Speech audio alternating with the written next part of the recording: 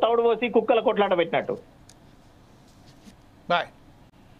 Okay sir, ఇదే విషయంపై right sir, ఇదే విషయంపై మనం ఒకసారి మన మిత్రులైనటువంటి సురవి యాదవ్ గౌడ్ గారి దగ్గరికి వెళ్దాం. యాదవ్ గౌడ్ గారు, ప్రస్తుతం ఏదైతే ఉన్నదో అనేక మార్లు మనం నిర్వహించాం, ఈరోజు అన్ని డిబేట్స్ నిర్వహించాము, పత్రికాముఖంగా మన ప్రకటనలు చేశాము, ఆందోళన చేశారు, మీరందరూ కలిసి జాగ్గా ఏర్పడ్డారు.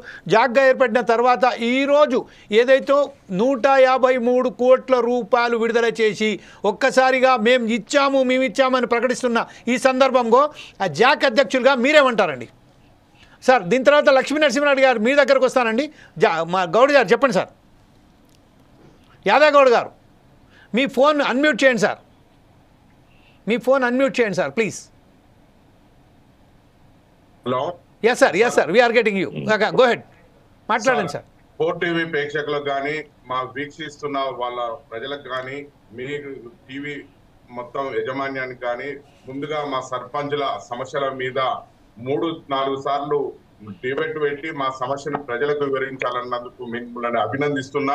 యాంకర్ గా మీరు మా మీద ఉన్న ప్రేమతో సర్పంచుల బతుకులు ఆగమవుతున్నాయనే దాని మీద, ప్రజలకు తెలవాలనే దాని మీద మీరు ధృవ సంకల్పంతో చేస్తున్నందుకు ధన్యవాదాలన్నా. అయితే ప్రభుత్వము, రాష్ట్ర ప్రభుత్వాలు ఎప్పుడైనా వీళ్ళు అమలు కాని హామీలు ఇచ్చుకుంటూ అధికారంలోకి వస్తుంటారు. అధికారంలోకి వచ్చినప్పుడు ఇదే ముఖ్యమంత్రి రేవంత్ రెడ్డి గారు మీ సర్పంచులను గౌరవంగా చూస్తున్నాడు. జైల్లో మామూలని ఎవరన్నా ఈ బిల్లులు అడిగితే అరెస్ట్ చేపించి పోలీస్ స్టేషన్లు పంపిస్తుంది.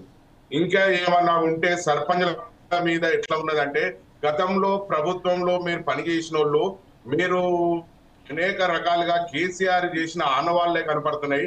పల్లె ప్రకృతి వనాలు కనపడుతున్నాయి, రైతు వేదికలు కనపడుతున్నాయి, అదే విధంగా గ్రామ పంచాయతీ భవనాలు కనపడుతున్నాయి, క్రీడా ప్రాంగణాలు కనపడుతున్నాయి. వీటి మీద కేసీఆర్ మీద అంటే ఆయన చేసిన పేరే ఉన్నది. ఇల్లు ఈ సర్పంచులకు మేము ఎందుకు ఇవ్వాలి బిల్లులు అని ఒక కక్ష సాధింపు చర్యలాగా కనపడుతుంది క్లియర్ గా. ఇంకోటి, ఈ ప్రభుత్వం కూడా నిన్న విడుదల చేస్తూ 153 కోట్లు గ్రామ పంచాయతీలకు రిలీజ్ చేస్తున్నామని చెప్పారు నిధులు. గ్రామ పంచాయతీలలో ఎస్డిఎఫ్ గాని ఎవరు గాని ఏ సర్పంచ్ గాని అది అగ్రిమెంట్లతోని ముడిపడి ఉంటది. అది ఎమ్మెల్యేల ద్వారా సిఫారసు చేసిన నిధులు కాబట్టి వాళ్ళు కాంట్రాక్టర్లు ఉంటారు. వాళ్ళ కాంట్రాక్టర్లు కూడా పోయి సచివాలయంలో ఆందోళన చేసిర్రు, వాళ్ళు పర్సెంటేజ్లు ఇచ్చిర్రు, అన్ని ఇచ్చిర్రు, అట్లా కూడా కొంచెం ఇబ్బంది పడుతున్నారు. కాబట్టి ఈ 10 లక్షల లోపున్న చిన్న కాంట్రాక్టర్లకు ఒక డబ్బులు రిలీజ్ చేయాలనే దాని మీద అవి ఎస్డిఎఫ్ అనేది ఇచ్చారు. మేము దాన్ని తప్పు పడతలేము.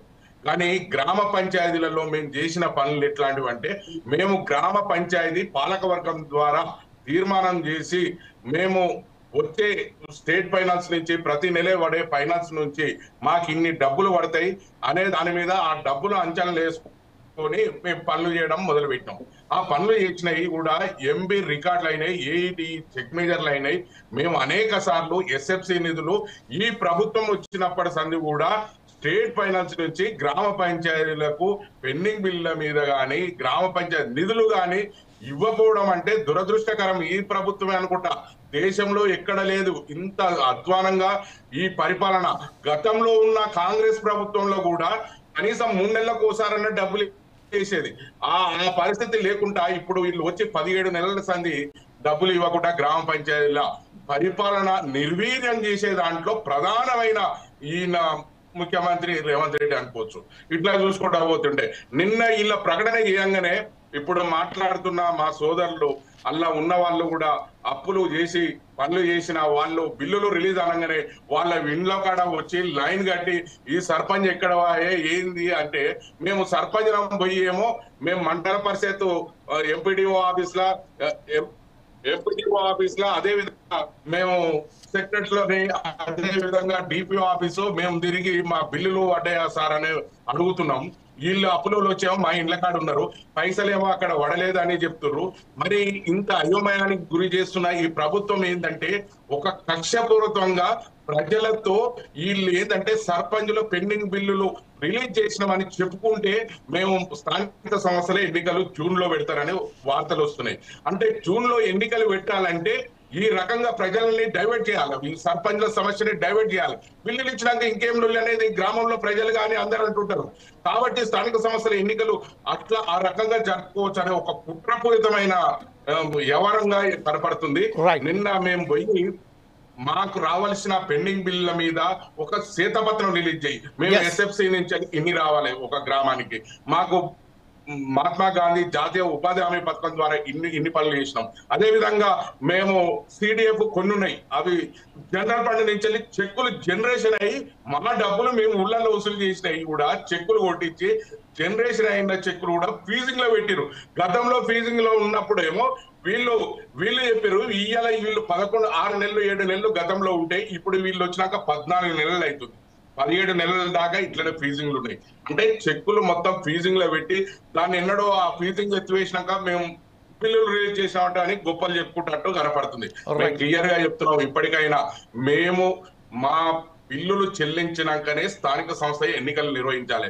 లేకపోతే రాష్ట్రంలో ఉన్న మేము సర్పంచ్లం అంతా 12,769 మంది సర్పంచ్లం, ఏ సర్పంచ్కైనా కనీసం 1,02,000 నుంచి 2 లక్షల నుంచి 10 లక్షల కోటి రూపాయలకు వచ్చే సర్పంచ్లు ఉన్నారు. కానీ ఈ బిల్లులు వసూలు చేయాలనుకుంటున్నాం. ఇవి ఇవ్వకపోతే ఎన్నికలు బహిష్కరిస్తేందుకు కూడా మేము సిద్ధంగా ఉన్నాం. అదే విధంగా ఈ ప్రభుత్వం ఏర్పడినాక మా సర్పంచ్లను కూడా కొంతమందిని భయపెట్టించి వాళ్ళ పార్టీలలో చేరితే డబ్బులు వస్తాయనే ఆశతో కూడా మా సర్పంచ్ సోదరులు చేరిరు. అయినా కానీ వాళ్ళ కనికరం లేదు.